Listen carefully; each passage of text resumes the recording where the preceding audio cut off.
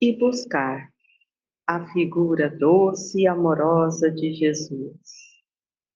Que nesta hora, Senhor, que estamos aqui reunidos em seu nome, buscando a presença dos benfeitores amigos que aqui trabalham, rogamos que sejamos sustentados, que saibamos esquecer de nós mesmos, não valorizar as nossas dores, para que com o coração aberto consigamos alcançar as lições do seu Evangelho, para que estas verdades nos iluminem, nos fortaleçam, nos revigorem no propósito, na fé e na esperança, para que assim consigamos trilhar o caminho do bem, superar os estímulos difíceis e assim mesmo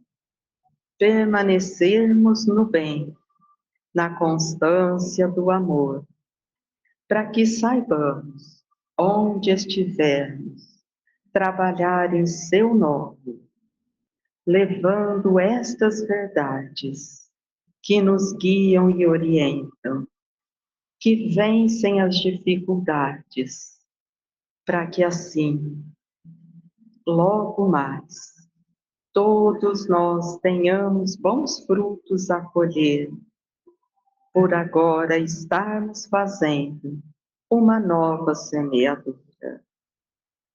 E assim, amigos, contando com este amparo, iniciamos o nosso estudo e que todos nós consigamos receber, nos fortalecer e dar um passo mais. Que Jesus nos abençoe e que assim seja.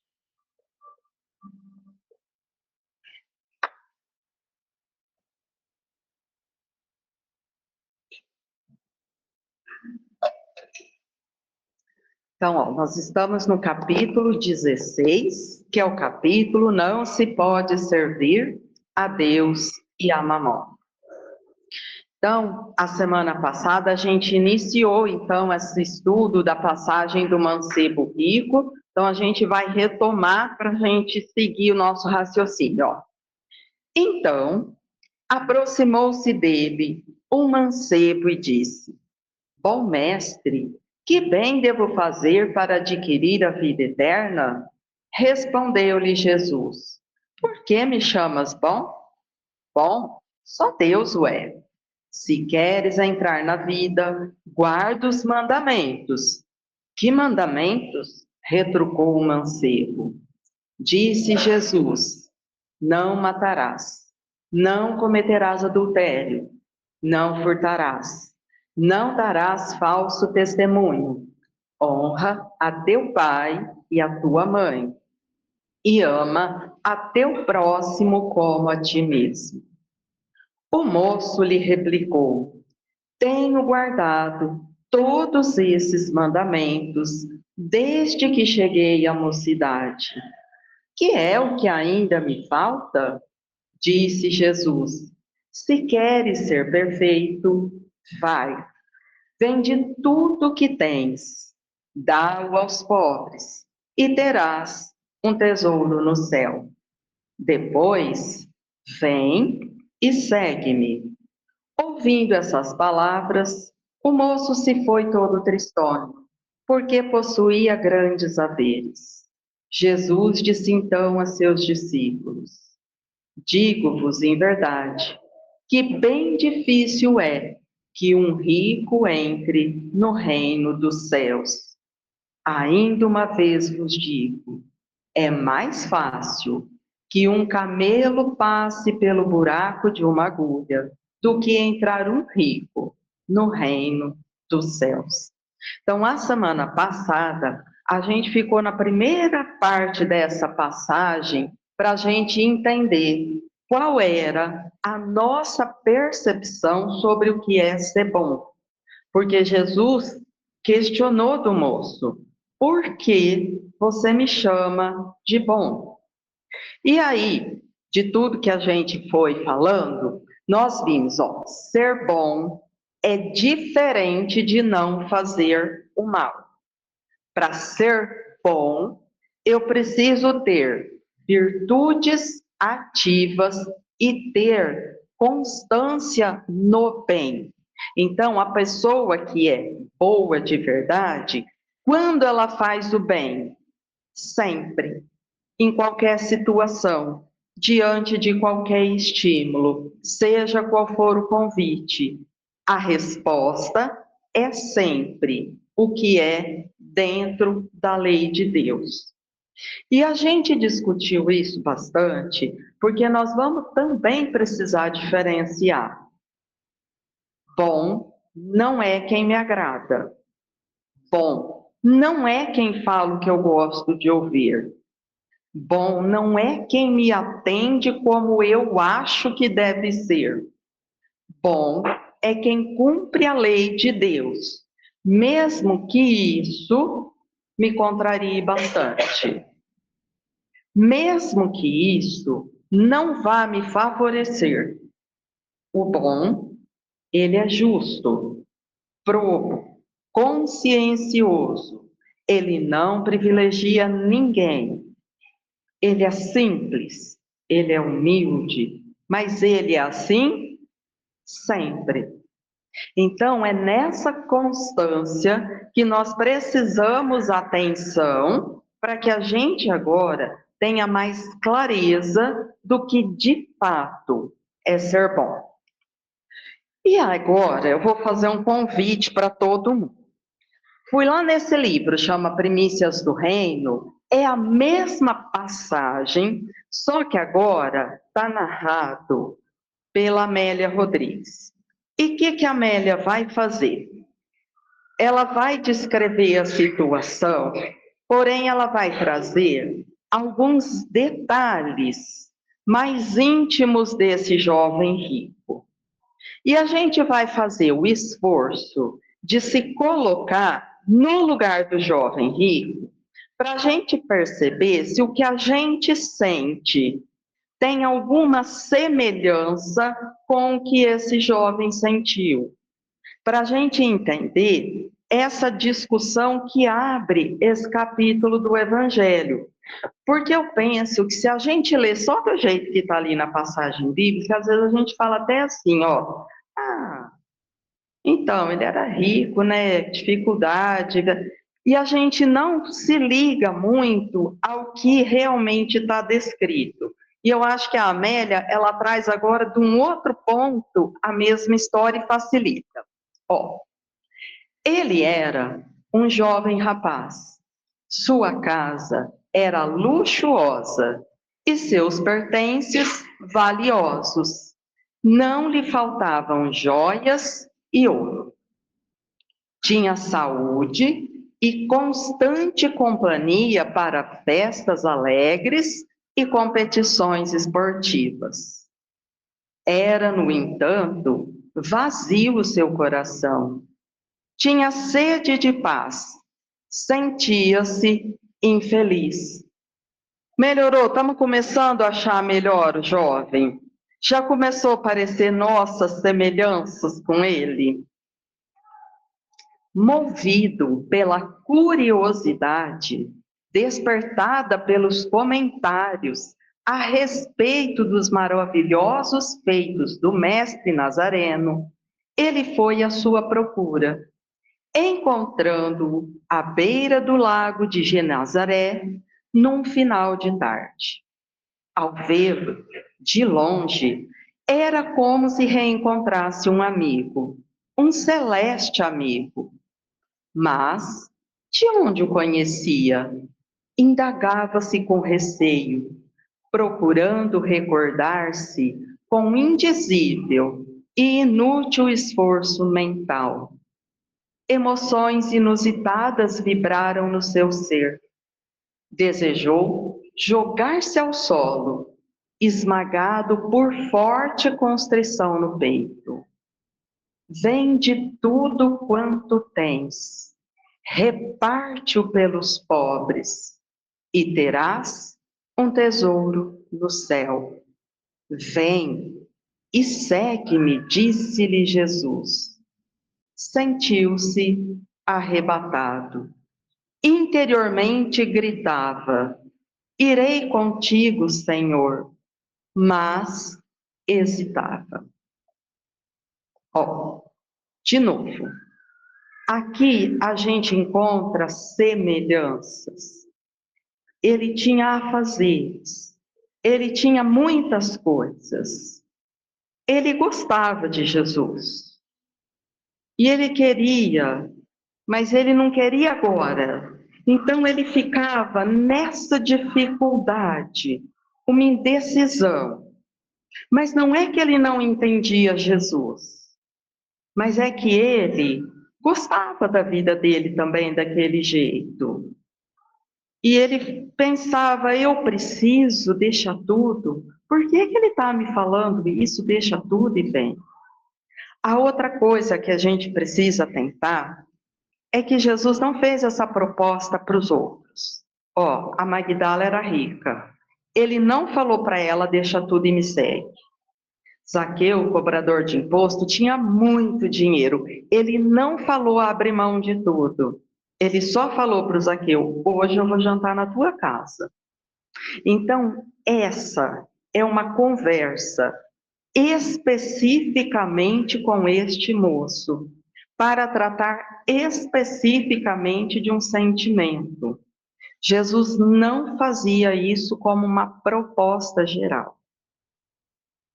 Ele ia na casa do fariseu, ele não falava, abre mão da sua riqueza. Ele nunca falou para outra pessoa, era para esse moço. E é diante desse cenário, ó, festa, companhia para esportes, mas o moço sentia um vazio. E aí o moço foi atrás dele. E eles já tinham tido aquela conversa do Senhor, eu sigo a lei desde muito jovem. Então tá, vai lá, deixa tudo e vem me seguir. Era esse aqui o conflito que o moço tinha. Permite-me primeiro competir em Cesareia. Aguardei muito essa ocasião e ela se avizinha. Exercitei-me, contratei escravos, hoje ia ser contratei personal. Adestrei 2 parelhas de fogosos cavalos. Os jogos estão próximos, argumentava o jovem, vencendo a emoção que o transfigurava. Renuncia e segue-me, disse-lhe o mestre. Não há tempo a perder. Quem era ele que assim lhe falava? Que poder exercia sobre sua vontade? O moço estava perturbado. Em verdade, não receava dar o que possuía, joias, ouros, títulos, porém, a fortuna da juventude, os tesouros vibrantes da vaidade atendida e dos caprichos sustentados, as honras de família resguardadas pela tradição, os bajuladores. Então, ó, ele não estava muito preocupado, era com a posse. Isso ele. Mas olha o que pegava o moço. Então, ó, o que está descrito aqui, ó? Ele tem vaidade. Mas qual vaidade? Ele tem uma vaidade social que antes chamava vaidade de casta. De que grupo eu pertenço? Eu sou da classe A, eu sou da classe B. Hoje, eu sou do primeiro mundo, eu sou europeu, eu sou norte-americano. Os latinos nem têm valor, o povo tudo atrasado, foi tudo colonizado, não serve para nada, esse povo. Tem que ser explorado. Então, é dessa vaidade que ele não queria abrir mão. E ele também tinha vaidade intelectual de quem já conhecia muita coisa. Então ele ficava superior. São festas com status, poder, mando. Eu sou amigo de. Você conhece? Meu amigo. Tenho até o WhatsApp dele. Não, o pessoal. Ainda existe isso? Nossa. E isso tudo nasce do orgulho e do egoísmo. E é assim que a gente cria preconceito. O preconceito que faz a gente imaginar que nós somos diferentes dos outros, mais especiais, privilegiados de alguma forma, quase a mesma ilusão que o judeu dessa época tinha quando ele entendia que havia só para ele uma terra prometida, porque só eles eram os eleitos do Senhor. Mas até hoje isso ainda existe. Então, quando Jesus sente o drama e fala assim para ele, ó, vai lá, distribui tudo que você tem. Ele ia ficar igual todo mundo. E quando ele entende que isso faria ele ficar igual todo mundo, o que aconteceu com ele? Ele ficou perturbado. A gente ia falar, eu fiquei num conflito. Não, ó, eu quero trabalhar no bem e ajudar. Não, ó, mas eu ainda estou na faculdade, eu ainda sou muito novo, eu preciso de aproveitar a vida. Gente, quem já assistiu o Palestra de Valdo é muito interessante. Ele fala assim: a pessoa me fala assim, então, quando der, eu venho te ajudar. Aí eu encontro a pessoa fala assim: eu estou acabando, a hora que eu aposentar, eu venho te ajudar. Ele fala: pelo amor de Deus, a hora que você aposentar, fica na sua casa. Porque aí é mais uma pessoa para me dar trabalho. Tá? De gente para cuidar, eu já tenho um monte. Porque, na verdade, esse é o conflito. Ó. E ele tem uma outra narrativa da Amélia, que ela diz assim: ele era muito forte, ele gastava o dia dele fazendo atividade física para manter o porte atlético. Então, a chance dele ser o campeão nessa disputa era muito grande. E ele fala assim: o povo espera esse título. Eu não posso decepcionar as pessoas. Eu tenho que ser este campeão e trazer o título para o povo. E Jesus olhava para ele e falava: larga tudo e me segue. Nós não temos tempo a perder. E ele não conseguia. Agora a pergunta é: será que nós temos esse tipo de dúvida também? Será que a gente também pensa, mas agora é a hora que eu tenho que fazer isso. Depois eu dedico a vida a fazer alguma coisa desse sentido. Agora eu tenho que fazer tal coisa, depois eu vejo, ou é só o moço que tem essa dúvida? É esse daí. Então vamos lá. Seria necessário renunciar mesmo a tudo isso? Interrogava-se inquieto. Sim, responderam-lhe os olhos fulgurantes de Jesus. Subitamente, acionado por estranho vigor, citou o Messias e balbuciou com voz apagada: não posso, não posso seguir-te agora. Perdoa-me. E saiu, quase a correr. Eu vou perguntar uma coisa: como é que chama o capítulo mesmo? Não se pode servir a Deus e a Mamon. Ó, percebe que o moço ele está usando um artifício para não ter que falar um não escancarado. Então ele falou assim, ó, não vou, não quero e eu prefiro meu orgulho. O que que ele falou? Agora não, ó, depois eu venho. Eu não estou falando não, mas eu vou fazer depois. É só não agora.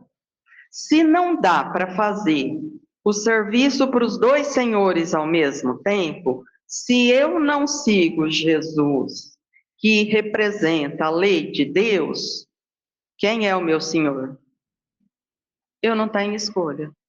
Então, quando eu falo assim, ó, o evangelho não tem caminho do meio. Ou é sim, ou é não. Ou é faço, ou é não faço. Porque a gente tenta usar esse subterfúgio e falar assim, ó, mais ou menos. Quando dá eu vou, quando eu posso eu faço. Se eu não tenho constância no bem, eu não sou bom. Porque essa era a regra do que é ser bom. Ser bom é ser constante no bem. Se eu não tenho essa constância, eu não sou bom.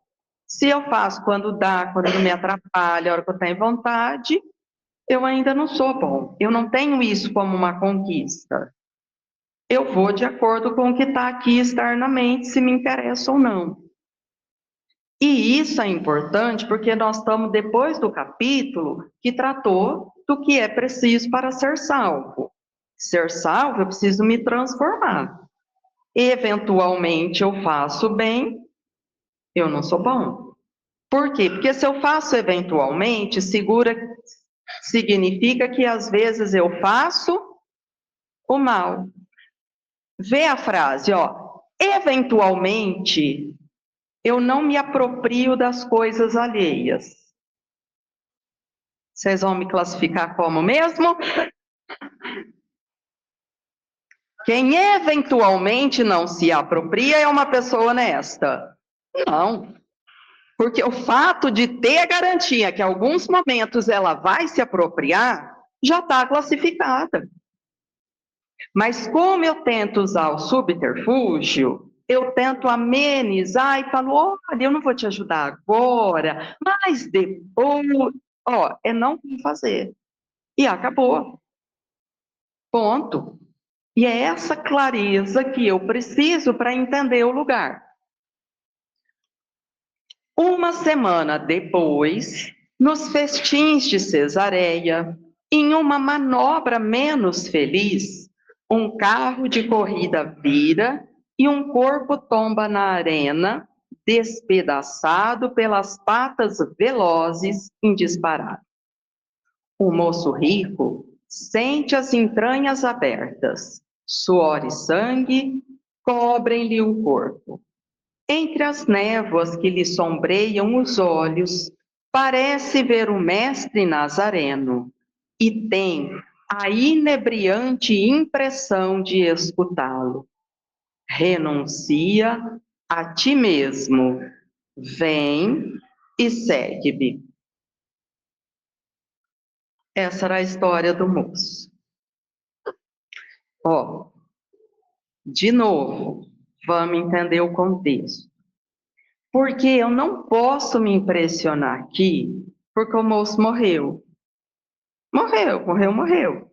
Não era esse o problema. O problema é, ele recebeu um convite de Jesus. Vem e me segue. E o que que ele respondeu? Agora não. Mas o que que Jesus entendeu? Não, eu não vou. Mas por que que ele não ia? Ó, viu que ele ficou em conflito? Eu quero ir, mas primeiro eu quero ser o campeão. Eu quero ir, mas agora eu estou muito novo, eu quero ir mais velho. Eu quero ir, mas eu quero ir mais tarde. Ele queria ir? Então, assim como nós, ele não tinha clareza do que é que estava deixando ele nessa dúvida. Então, ele arrumou justificativas. Mas ele, se a gente perguntasse, ele não ia se sentir com esse conflito. Porque, ó, se perguntasse do ouro, da posse, ele ia falar, mas eu não ligo para isso. Porque não era esse o ponto. Qual era o ponto dele? Eu quero ser campeão, eu quero ser bajulado, eu quero ser importante, eu quero ser o influente. Então, é outra forma de apego. É um apego que também é materialismo, mas é um apego à minha personalidade. O quanto eu sou importante, o quanto eu me destaco. E ele não tinha essa clareza. Então, quando Jesus diz para ele, vai lá largar tudo e volta, ele entrou nesse drama. E aí, nessa hora ela descreve, é a hora que ele entende por que que ele não deu conta de fazer. Então, esse era um problema específico dele. Por isso que eu falei, a Magdala era igualzinha de rica e ela não teve esse drama. Por quê? Porque o apego dela era com outra coisa. Então, vamos lá. Para eu sair desse tipo de apego, eu preciso de renúncia. E agora a gente vai se dedicar a entender melhor o que é renúncia, para a gente ver se a gente identifica em nós. Deixa eu fazer só um parênteses. Gente, se não ficar muito claro, vão me parando, por favor, que eu vou refazendo, a gente volta, não tem problema. Vamos lá. Sem a renúncia, a vida se torna insuportável, gerando apegos que se transformam em elos de escravidão, jungindo ser a coisas de valor transitório, incapazes de proporcionar plenitude, estado de paz interior. Então vamos pensar, se o moço não tivesse morrido e ele ganhasse a competição, ele voltava para a cidade com um título. Ia comemorar, todo mundo ia bajular e ele ia se sentir em glória. Só que passa um período, vai ter outra competição. Então, quanto tempo dura a alegria de uma vitória? É só ele ter uma notícia que tem outro atleta que pode estar melhor preparado que ele. Acabou. Ele vai ter que esquecer essa vitória dele e começar toda aquela dedicação. Não faz bem, porque esse é um meio de os povos realizarem trocas, mas porque eu quero ser superior. Então vira uma escravidão, uma exigência que vai aprisionando no compromisso que eu não posso falhar. E isso gera ansiedade, isso gera muitas dificuldades de exigência, porque a pessoa vai colocar nome de disciplina, mas não é a disciplina do bem, é o rigor da escravidão, de quem passa a dedicar 10 horas do dia para tentar ser o melhor de todos. Só que se ela morrer amanhã, o que ela tinha? Um corpo bem preparado, ponto final. Mas e de bagagem para levar com ela? Ela não tinha nada. Porque olhando para o sentimento, ela não se atentou, porque o Deus que ela escolheu foi Mamon. Ela escolheu o caminho do poder da terra, e era nisso que ela se dedicava o tempo todo. Então, é isso que ela está falando aqui, ó. Se não tiver renúncia, não vai ter jeito. Por sua vez, o apego às posses, sob o disfarce da necessidade de segurança, é dos mais temíveis adversários do indivíduo, porque responde pelo medo da perda, pela sistemática desconfiança em relação aos amigos e conhecidos, por fim, pela insatisfação, que sempre se instala em quem possui, atormentado pelo desejo infrene de ampliar os recursos. Será que a Joana está descrevendo uma parte do que a gente faz hoje conosco mesmo? Porque é muito interessante quando ela fala, ó, a desculpa é: preciso ter posses para me sentir seguro. Seguro de quê? Qual é a segurança que posse me traz? Ó, na ilusão, a gente tem a impressão que se eu tiver muitas posses, muitos recursos materiais, eu me salvo da maioria dos sofrimentos. Sim ou não? A ilusão fala isso.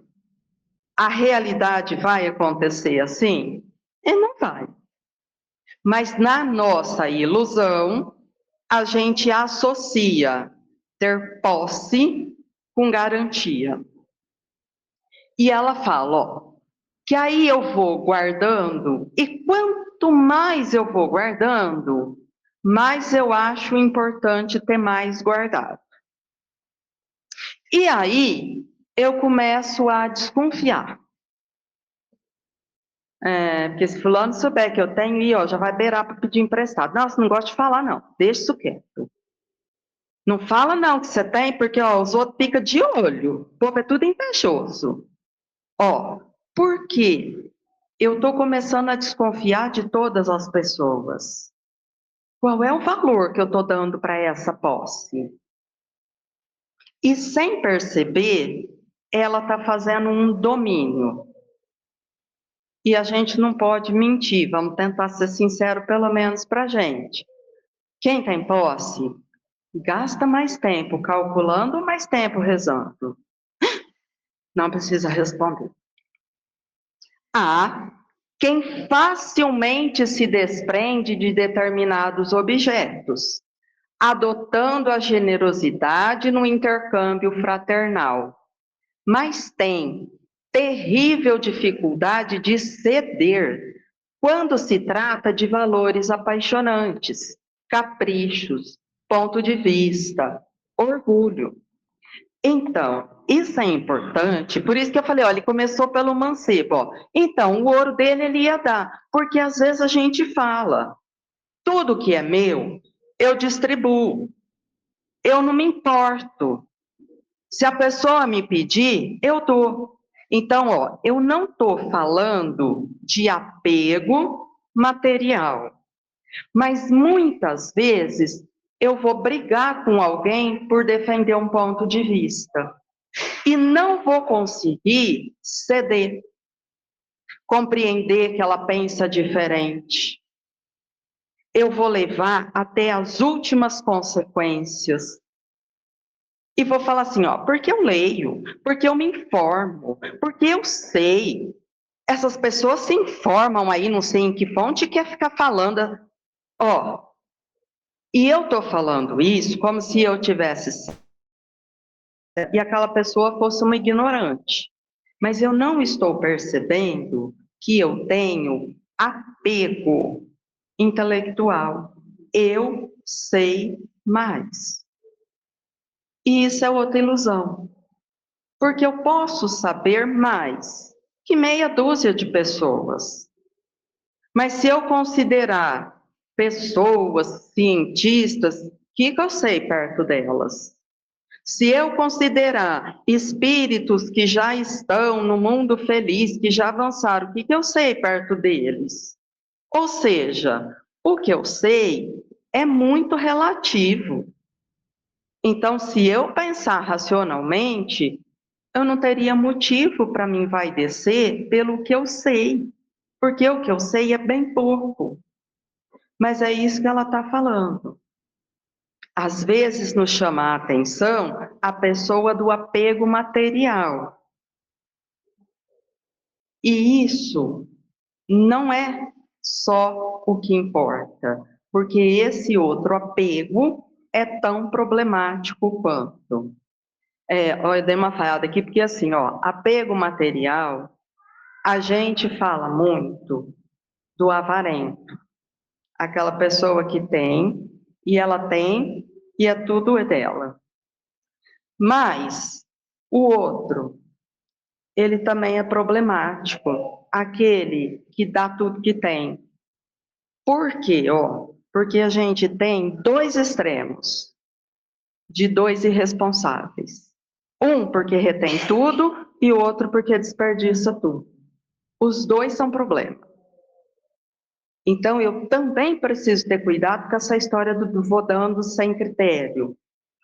Porque a minha função diante da posse é ser fiel administrador, é fazer que isso produza o máximo de bem que é possível, que eu leve condições, dignidades para a maior quantidade de pessoas, não para desperdiçar e ganhar méritos e elogios. Então, quando a Joana vai falando da renúncia, eu tenho que entender, renúncia é uma virtude ativa. Virtude ativa, eu tenho que pensar para ajustar com a lei e fazer acontecer. Aquilo que eu vou fazendo sem pensar de qualquer jeito, tanto faz, não caracteriza a virtude ativa. Eu preciso ter consciência disso que eu quero produzir. E para nós ainda, renúncia está lá no grupinho de sacrifício. É diminuir a minha importância e valorizar que o outro também é muito importante. Então, vamos lá.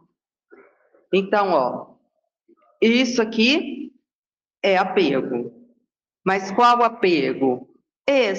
A dificuldade de ceder quando a gente trata disso.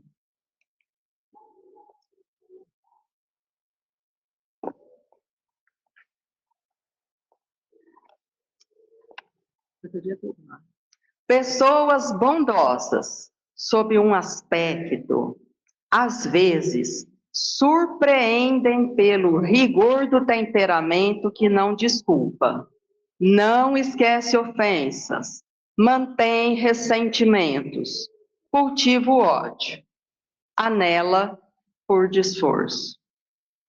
Isso também é apego. Porque olha só, ela é muito bondosa, mas ela não aceita nenhuma coisa que ela se julgue ferida na sua personalidade. Então, ela não pode ser criticada, ela não pode ser comparada, ela não pode ser desagradada. Por quê? O meu apego a quem eu sou é tão grande que eu me acho tão importante que se você me disser algo, acabou. Você não merece a minha atenção. Eu não converso com gente desse tipo. Eu não me envolvo nessas coisas. Eu vou me isolando, porque eu estou aqui e o outro está aqui. E ela fala assim, pessoa bondosa, porque às vezes, infelizmente, até por um artifício, a pessoa fala assim: ai, essa pessoa é tão ignorante, ele é tão atrasado. Vamos perdoar, deixar isso para lá, gente. Passa uma borracha, que a gente vai rebaixar, discutir com uma pessoa tão tacanha, não, deixa isso para lá. Olha, se eu não prestar atenção, vou até achar que é perdão. E se ela for boa nisso, ela vai fazer uma encenação tão perfeita, que hora que ela for servir o chazinho, não sei o que, ela vai fazer assim, tô bem, pega um, tá tudo bem, querida, viu? Tá tudo bem. Você calmou, né? Ai, que bom. Ó, vou ter a impressão que eu sou boníssima, mas o que eu estou fazendo é só para ela sentir o quanto que eu a desprezo. Essa pessoa não tem valor nenhum. Eu nem me abalo com gente assim. Então, ó, o problema não está no comportamento. O problema está no sentimento. Que tipo de sentimento eu estou alimentando em mim em relação ao outro? E eu assim não consigo o ver como meu irmão, porque ele é muito pior que eu. Aliás, desprezível. E é assim que muitas vezes a gente julga alguém como se ela fosse inferior. E ela nem é a eleita do Senhor. Gente assim não vai para o céu como nós. Nem preocupo com esse tipo de pessoa. Olha que perigo, né? Então, se eu não vou melhorando essa leitura, eu tento toda hora ler o outro, mas eu não sei o que tem dentro do outro. Mas se eu olhar para a minha intimidade, eu vou entender como é que eu estou formulando o pensamento. E aí eu percebo, ó, isso que eu estou formulando é muito distante da lei de Deus. É muito distante. E aí eu tenho a impressão que eu vou igual moço, mas eu já estou cumprindo a lei. Que mais que eu tenho que fazer? Eu já sou uma pessoa boa. Que mais que eu tenho que fazer? Então, porque eu ainda não entendi o que eu faço. E esse é o desafio. Fascinado por Jesus, um jovem rico propôs-se a segui-lo. O mestre, que o conhecia, impôs-lhe ser necessário que ele vendesse tudo quanto possuía, distribuísse o resultado com os pobres, após o que poderia acompanhá-lo. É bem interessante a colocação aqui, fascinado por Jesus, porque hoje a gente vive uma época que muitas pessoas estão fascinadas por Jesus. E algumas frases a gente ouve que a gente sabe que no fim não dá muito certo. Meu Deus é o Deus do milagre. Qual milagre? Eu gosto do Deus que é poder. Qual poder? Então, ó, vão atrelando coisas materiais nesse fascínio. E esse fascínio faz com que, como jovem, eu viva uma ilusão do que de fato era a proposta do Cristo. Por isso que é importante quando a gente tem essa oportunidade de raciocinar, para não entrar no fascínio e entender por que que Jesus falou para ele, ó, vende tudo. Na verdade, é igual quando a gente tem uma prova. E a gente fala assim, ó, graças a Deus eu não sou uma pessoa materialista. Até que alguém te dá um calote. E aí você enlouquece de ódio da pessoa. Uai, mas eu não sou materialista e enlouqueço por causa de dinheiro? Ai, graças a Deus eu não sou materialista. Aí na semana da festa eu quebro a unha e choro. Ai, vocês acreditam? Deixei crescer. Hoje em dia eu não estou brincando. Tem gente que chora porque a unha quebrou. Hoje chora menos porque põe aquela lá de gel que aumenta e faz de conta que está do mesmo tamanho. Chora, por quê? Porque ficou com uma cicatriz, com uma mancha no rosto. porque errou a coloração do cabelo. Por quê? Porque fizeram um risquinho na porta do meu carro. E a gente sofre por isso. Mas eu não sou materialista, graças a Deus. Mas vocês conseguem imaginar um espírito bondoso ficar triste por uma situação qualquer dessa? Então, o importante não é para a gente criticar, mas é para eu me analisar. Eu tô pondo todo mundo no fogo, o povo tá me olhando. Ô, gente, mas de verdade, se eu subir na balança e engordei 3 quilos, vocês acham que eu vou ficar que jeito? Ó, os exames podem estar maravilhosos, mas eu engordei 3 quilos, não. Por que que eu vou ficar triste? Porque eu dou valor ao quê? Para quê? É.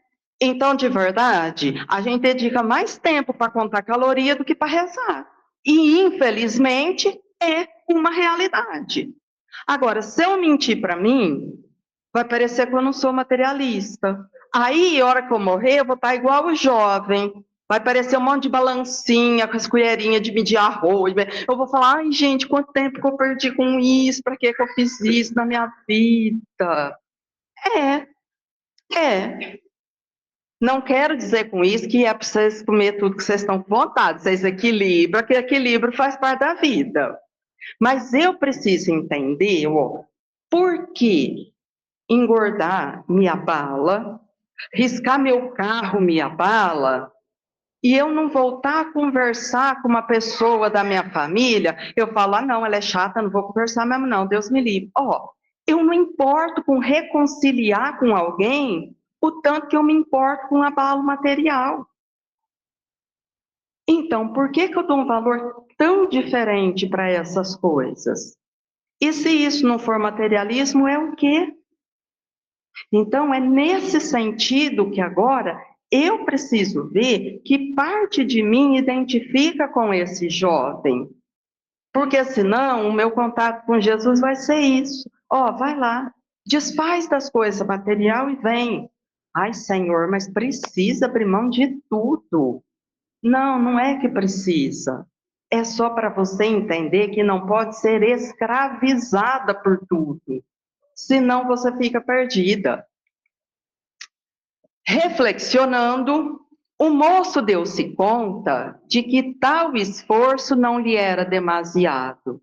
No entanto, recordou-se da sua posição social, dos compromissos assumidos, das injunções em que se encontrava e afastou-se desanimado.